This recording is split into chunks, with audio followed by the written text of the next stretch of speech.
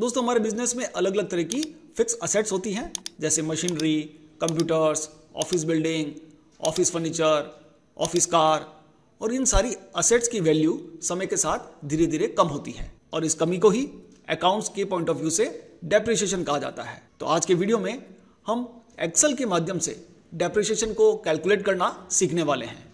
तो नमस्कार दोस्तों, मैं संदीप एक बार फिर से स्वागत करता हूं आपका करियर प्लैनेट यूट्यूब चैनल पर। दोस्तों आज के वीडियो में हम विशेष तौर से डेप्रिसिएशन को कैलकुलेट करने के लिए यूज होने वाले दो पॉपुलर मेथड को डिस्कस करेंगे। पहला WDV return down value method और दूसरा SLM method straight line method. और साथ ही साथ इनकम टैक्स एक्ट 1961 के अनुसार जब हम इनकम टैक्स रिटर्न फाइल करते हैं तो शेड्यूल बी में हमें सारी फिक्स असेट की लिस्ट को भी सबमिट करना पड़ता है, जिसमें असेट्स पर अप्लाई किए गए डेप्रिसिएशन को दिखाना पड़ता है। तो आज के वीडियो में हम इनकम टैक्स के हिसाब से किस तरह से आपको शीट तैयार करनी है वो भी सीखने वाले हैं। तो चलिए शुरू करते हैं। दोस्तों कंपनीज एक्ट 2013 के अनुसार आप अपनी असेट्स पर SLM मेथड के माध्यम से डेप्रिसिएशन चार्ज कर सकते हैं और एक्सेल में इसे एक एग्जांपल से हम लोग समझने वाले हैं। जैसे हमारी एक असेट है कंप्यूटर और उसकी कॉस्ट है 50,000 रुपए में हमने इसे परचेज किया है। अब इसकी सेल्वेज वैल्यू ऐसी वैल्यू होती है जो आपकी असेट की लास्ट वैल्यू होती है। इट मींस जब आप असेट को पूरा डेप्रिशिएट कर देंगे, अपने बुक्स ऑफ अकाउंट्स में लिखना बंद कर देंगे, तब यदि आप उसे बेचते हैं या आप उसे स्क्रैप में, भंगार में बेचते हैं तो उसका कितना रेट आ सकता है, कितनी वैल्यू हो सकती है, उसे सेल्वेज वैल्यू के नाम से जाना जाता है। तो यहां हम एज्यूम कर रहे हैं जो कंप्यूटर हमने 50,000 में खरीदा है उसकी एस्टिमेटेड लाइफ 3 इयर्स मानी गई है। ये एक्ट के अनुसार है कि 3 साल आपको कंप्यूटर्स की लाइफ मानकर फिर उस पर डेप्रिसिएशन चार्ज करना होता है। 3 साल बाद उसकी सेल्वेज वैल्यू रहेगी 2,500 रुपए। अब इन 3 सालों में डेप्रिसिएशन कैसे चार्ज करना है, तो SLM मेथड हर साल एस्टिमेटेड लाइफ के अनुसार एक फिक्स अमाउंट के रूप में डेप्रिसिएशन प्रोवाइड करता है और उसके लिए एक्सेल में एक फॉर्मूला होता है, इक्वल टू लगाइए और सिंपल SL लिखिए। SL जैसे लिखेंगे तो SLN नाम से आपको पूरा एक फंक्शन मिल जाएगा, जिसमें फर्स्ट पैरामीटर है कॉस्ट। तो यहां पर हमारी असेट की कॉस्ट है 50,000, उस पर क्लिक कीजिए, देन कोमा। सेकंड इसका पैरामीटर है सेल्वेज वैल्यू, तो यहां हमने एज्यूम किया है 2,500 रुपए और कोमा लगाते हुए उसकी लाइफ को थर्ड पैरामीटर में 3 इयर्स हमने इसकी लाइफ को एज्यूम किया है। अब दोस्तों यहां पे भी ये भी ध्यान रखिएगा कि ये जो सेल्वेज वैल्यू है ये आप अपने हिसाब से या अपनी मर्जी से यहां पर सेट नहीं कर सकते। कंपनीज एक्ट के अनुसार जो भी आपकी असेट है उसका 5% से ज्यादा सेल्वेज वैल्यू यूज नहीं किया जा सकता। तो 50,000 का जब हम 5% कैलकुलेट करते हैं तो वो आता है 2,500। तो ये हमने उसी हिसाब से एक्ट के हिसाब से यहां पर 2,500 एज्यूम किया है। अब फॉर्मूले में तीनों पैरामीटर पुट करने के बाद ब्रैकेट क्लोज कीजिए और एंटर प्रेस कीजिए। आप देखेंगे कि फर्स्ट ईयर में 15,833 रुपए यहां पर डेप्रिसिएशन कैलकुलेट हुआ है। जैसे हम इस फॉर्मूले को ड्रैग करते हुए आगे की तरफ 3 इयर्स का डेप्रिसिएशन कैलकुलेट करने के लिए जाते हैं तो एक्सेल हमें एरर डिस्प्ले कर देता है। ऐसा क्यों हो रहा है? क्योंकि हमारे फॉर्मूले में थोड़ा सा एरर है, मिस्टेक है। अब इस फॉर्मूले को एडिट करना होगा और एडिट के लिए आपको एक्सेल में यूज करना पड़ता है F2 की। जैसे आप F2 प्रेस करेंगे तो जो तीनों पैरामीटर है वो अभी रिलेटिव रेफरेंस में है और इन्हें हमें कन्वर्ट करना है एब्सोल्यूट रेफरेंस में। इट मींस इन तीनों सेल रेफरेंसेस को कांस्टेंट बनाना है, फिक्स करना है, लॉक करना है। उसके लिए जो फर्स्ट सेल रेफरेंस है C20 उसके लास्ट में कर्सर रखिए और कीबोर्ड से शॉर्टकट की प्रेस कीजिए F4। ऐसा करने पर कॉलम और रो के आगे डॉलर का साइन लग जाता है, जो एक्सेल को ये बताता है कि फॉर्मूले को ड्रैग करने के बाद भी इस सेल रेफरेंस का एड्रेस कांस्टेंट रखना है, उसे चेंज नहीं करना है। और ये काम हमें तीनों पैरामीटर्स पर अप्लाई करना है। तीनों ही सेल रेफरेंस पर F4 प्रेस करते हुए उन्हें कांस्टेंट बना लेना है। देन जब आप इसे ड्रैग करेंगे तो आपको परफेक्ट रिजल्ट मिलेगा। स्ट्रेट लाइन मेथड होने की वजह से तीनों सालों में हमें सेम अमाउंट का डेप्रिसिएशन यहां कैलकुलेट होते हुए दिखाई दे रहा है। अब आप इन तीनों को अगर ऐड करते हैं और एडिशन के लिए शॉर्टकट है ऑल्ट इक्वल एंटर, तो देखेंगे आप कि 47,500, क्योंकि हमने 2,500 रुपए सेल्वेज वैल्यू मानी है तो 47,500 रुपए डेप्रिसिएशन चार्ज होते हुए हमें दिखाई दे रहा है। तो ये था फर्स्ट मेथड SLM मेथड। इसी तरह से दूसरा मेथड होता है WDV मेथड। इस मेथड को इनकम टैक्स एक्ट के अनुसार यूज किया जाता है। इसके माध्यम से हम डिक्लाइन वैल्यू यानी रिटर्न डाउन वैल्यू का यूज करते हैं हमारे असेट्स को डेप्रिशिएट करने के लिए। तो यहां पर सेम एग्जांपल को हम कंटिन्यू कर रहे हैं। कंप्यूटर हमारा असेट है जिसकी कॉस्ट है 50,000, इसकी सेल्वेज वैल्यू हमने एज्यूम कर ली है 10,000। दोस्तों यहां पर 10,000 यूज किया है और वहां पहले वाले मेथड में 2,500 यूज किया है। ऐसा क्यों है? क्योंकि इस WDV मेथड में एक्ट के अनुसार आप कोई भी सैल्वेज वैल्यू अपनी मर्जी से तय कर सकते हैं और उसकी लाइफ को भी आप तय कर सकते हैं। तो ये आपको छूट मिलती है WDV मेथड में। तो यहाँ पर फिर से एक फॉर्मूला पुट करना पड़ेगा, इक्वल टू लगाइए और DB फॉर्मूला यहाँ पर यूज होता है। DB ये फॉर्मूला क्या करता है, return the depreciation of an asset for a specified period using the fixed decline balance method.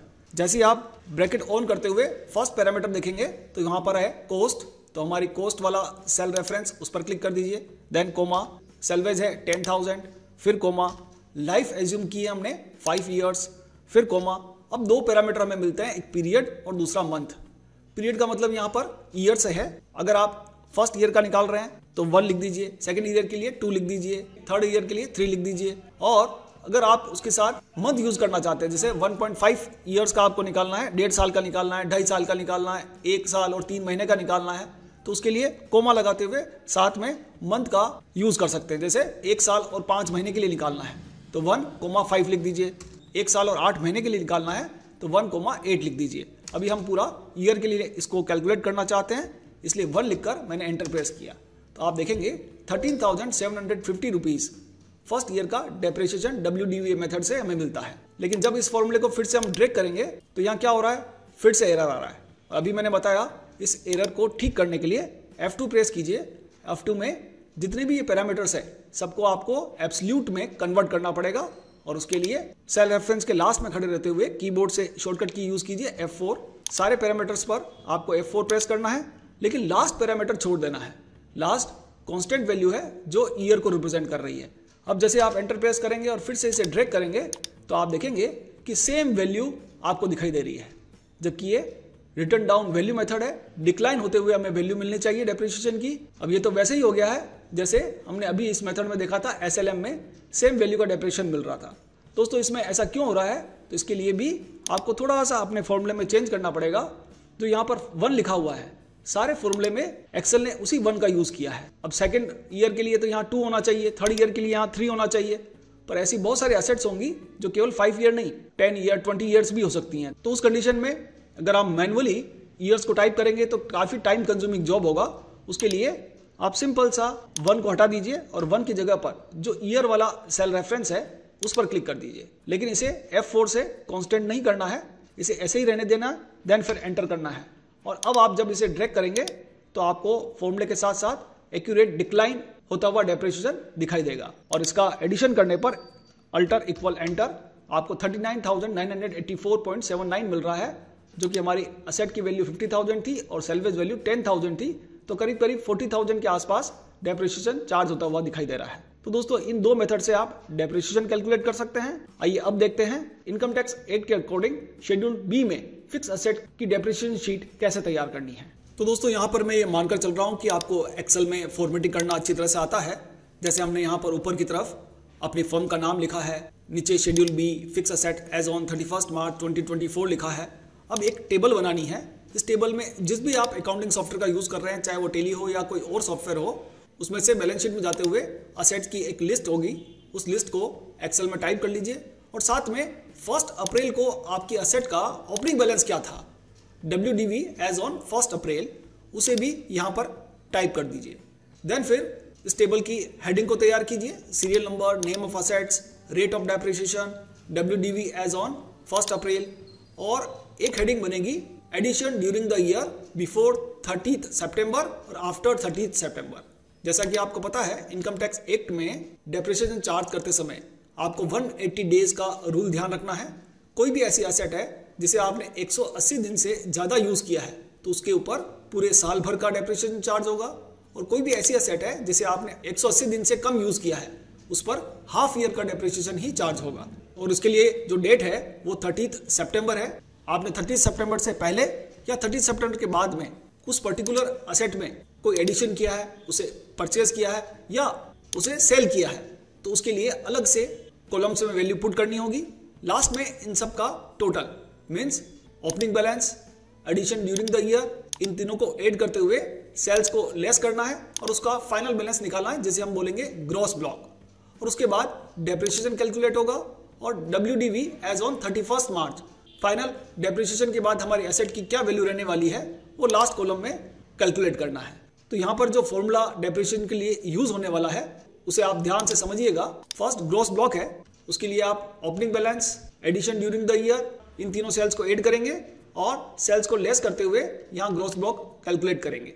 Then फिर डेप्रिसिएशन के लिए फॉर्मूला पुट करना है equal to first rate of depreciation, then फिर मल्टीप्लाई का साइन, ब्रैकेट स्टार्ट कीजिए और जो ओपनिंग बैलेंस है हमारे एसेट का उसके सेल रेफरेंस को ऐड करना है addition during the year before 30 सितंबर। 30 सितंबर से पहले जो हमने एसेट परचेज कर ली है उसकी कोई वैल्यू अगर है तो उसे ऐड करना है, देन ब्रैकेट को क्लोज करना है, फिर प्लस का साइन लगाना है और फिर से रेट ऑफ डेप्रिसिएशन वाले सेल रेफरेंस का यूज करते हुए इसे डिवाइड करना है बाय 2। जैसा कि मैंने आपको बताया 180 डेज, तो उस रूल को ध्यान में रखते हुए हाफ ईयर का डेप्रिसिएशन चार्ज करना है। हम जिस एसेट को डेप्रिशिएट करना चाहते हैं उसकी रेट 40% है तो उसका हाफ 20% ही यहाँ पर कैलकुलेट होने वाला है।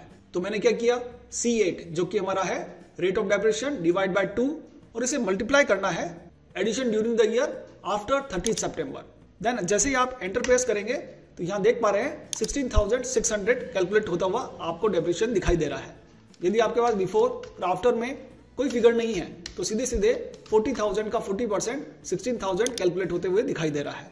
इसी तरह से इस फॉर्मूले को जब आप ब्रेक करेंगे सारी एसेट्स पर डेप्रिसिएशन चार्ज हो जाएगा और देन फिर फाइनल 31 मार्च को डेप्रिसिएशन के बाद आपको वैल्यू मिलने वाली है और उसके लिए ग्रॉस ब्लॉक में से डेप्रिसिएशन की वैल्यू लेस करते हुए आप कैलकुलेशन कर सकते हैं। तो दोस्तों आप एक बार इस शीट का स्क्रीनशॉट ले लीजिए और साथ में फॉर्मूले को भी या तो अपनी नोटबुक में टाइप कर लीजिए या इसका भी आप स्क्रीनशॉट ले सकते हैं।